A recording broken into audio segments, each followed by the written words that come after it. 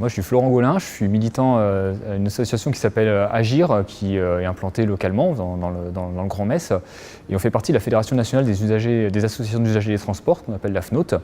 Et donc du coup, nous, on vient ici puisqu'on est engagé sur le débat de la 31 bis depuis le début et même la 32 avant. La plupart des questions qu'on avait, on a déjà eu l'occasion de les poser avant, donc on n'avait pas grand-chose à apprendre en tant que tel. Mais bon, moi je prends un exemple, j'ai fait une intervention qui était très thématique, en l'occurrence sur Metz, avec une question, pour le coup, une formulation très précise. Alors c'était sur les problèmes de protection phonique et de protection, enfin des nuisances en général, de la 31 actuelle dans la traversée de Metz. Donc dit, est-ce que là, pour l'instant, il n'y a rien qui est prévu, c'est le statu quo, est-ce que ce ne serait pas l'occasion de prévoir des choses là-dessus, comme on commence à l'envisager pour Nancy? Et donc on a répondu, ils nous ont répondu oui, il y a des études qui sont faites sur le bruit, mais voilà, rien de plus quoi. Et en gros, ils n'ont pas répondu à la question en faisant semblant d'y répondre.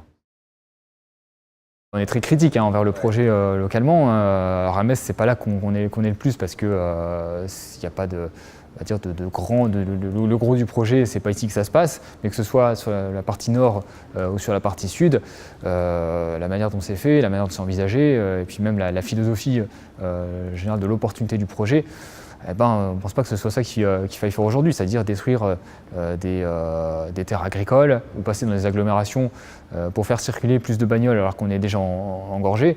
On sait très bien que quand on construit une infrastructure, ça appelle du trafic et c'est pas le trafic actuel qui se répartit un peu mieux sur le linéaire de voirie, c'est plus de trafic et plus d'engorgement au bout du compte. Donc là, c'est un peu le serpent qui se mord à la queue et du coup, on essaie de limiter ça un maximum. Après, ça n'empêche pas de regarder pragmatiquement qu'est-ce qui se passe, quels sont les flux justement, et d'essayer d'envisager comment améliorer la situation.